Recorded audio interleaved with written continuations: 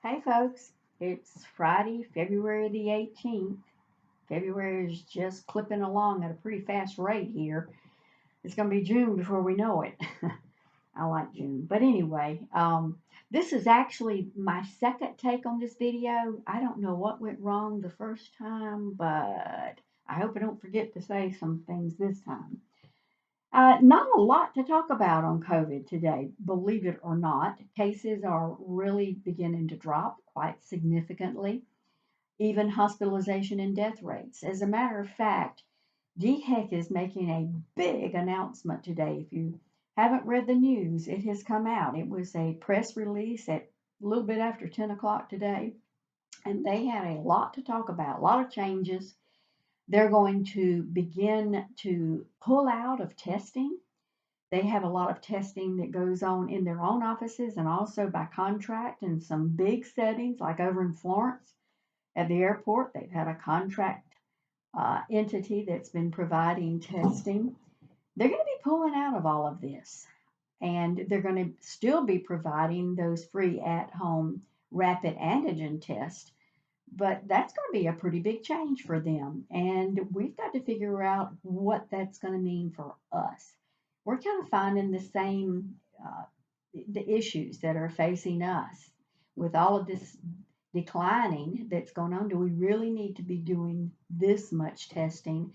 And maybe it will be more efficient just to tell folks to get a free at home test kit over there at DHEC. Lots of changes in reporting as we really start on our second full year of dealing with this COVID journey. So watch for some changes.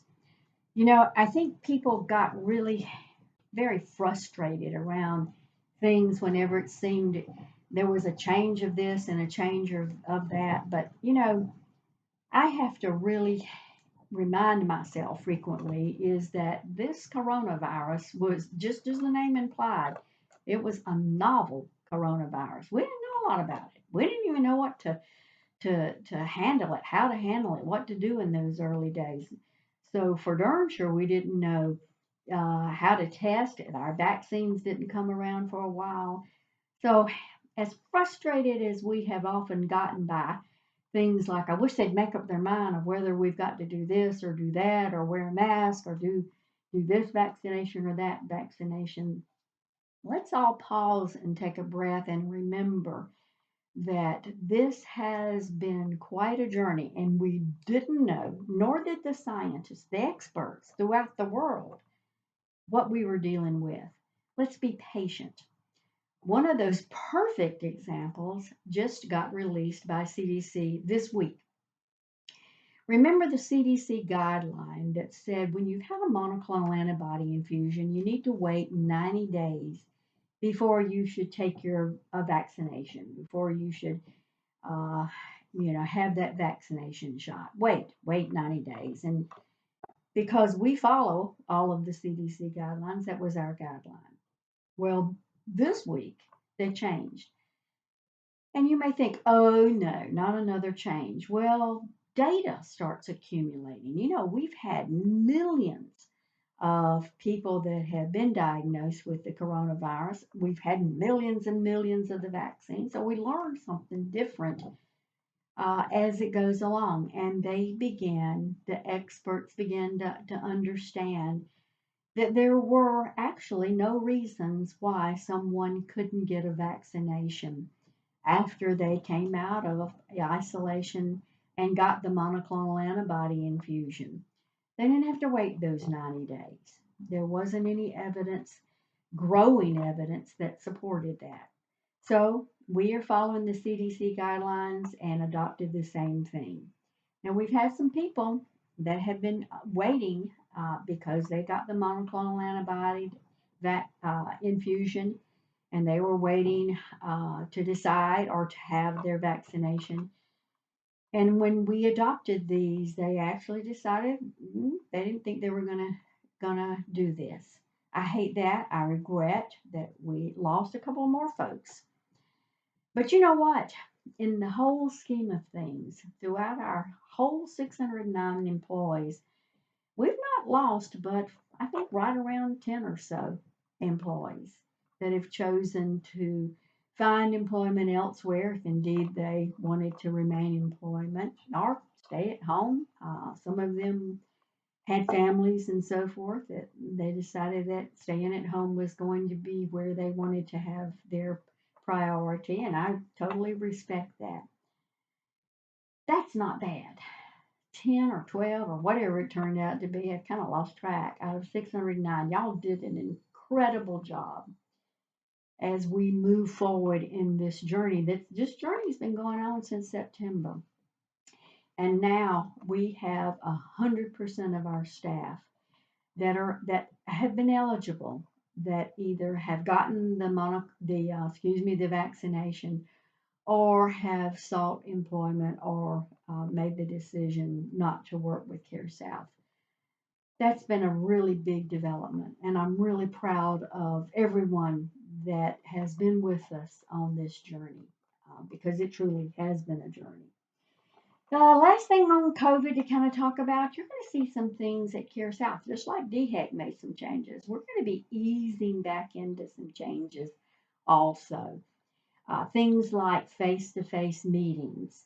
We're going to start thinking about how we can ease back into this, because face to face meetings have been really important, and not being able to have them it's been sort of depressing. Relationships among ourselves have been what made us a Care South Carolina family.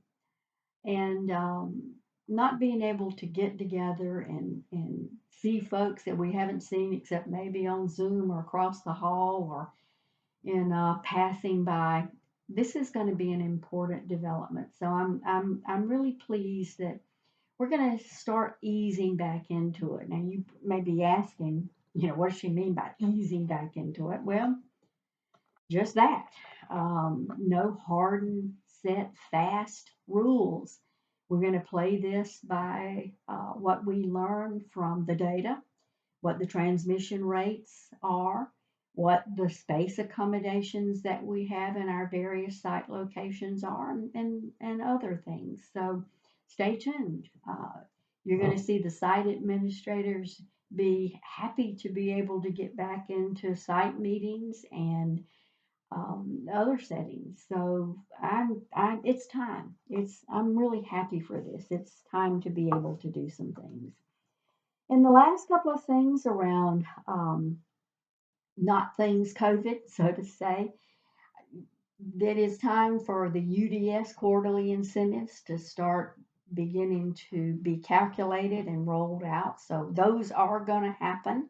You're going to see that. I can't give you a timeline. There is a lot of work that goes around in figuring those incentives out for those that are eligible for them. But we will be doing these UDS incentives, just like I reported last time, that we will be doing the year-end profit and loss incentive, and that we did have enough profit to be able to share this year. So those are good incentive news tidbits. Also, I want to talk a little bit about Dillon, because I said, and I've been telling y'all, giving you updates around Dillon, that new building is still on a good timeline to be able to be completed the end of April. But I'm not sure that it's sunk in with a lot of people that we're going to be sharing that Dillon building with DHEC. DHEC is going to be in one wing, actually the left wing of that building, and they're going to be doing WIC services over there. They're very excited about that. Now, you might be thinking to yourself, well, DHEC does other things. What's going to happen to that? You're right, they do other things, immunizations, family planning. We are going to step in. We do the same immunizations that DHEC does. We do the same family planning services that DHEC does.